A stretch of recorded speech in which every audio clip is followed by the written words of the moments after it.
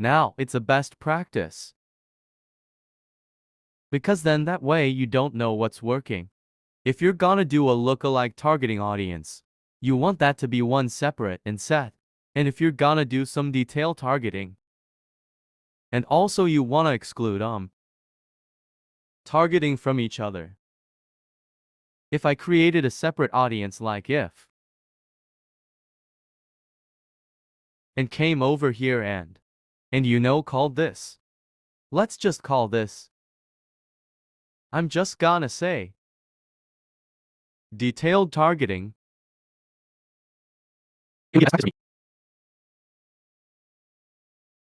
This lookalike audience that I built here.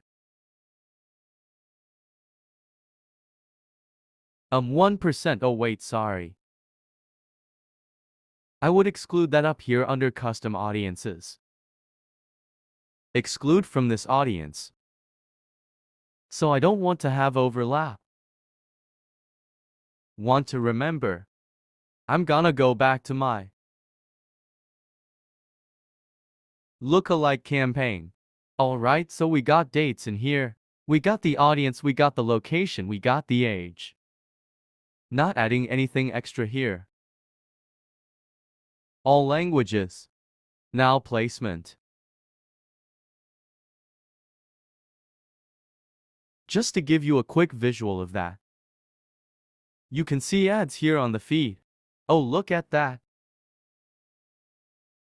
This is actually one of my clients. You can see ads over here on the right hand side. There's many other places as well as you can see ads. Because as you could see, look how small. So I usually don't recommend those.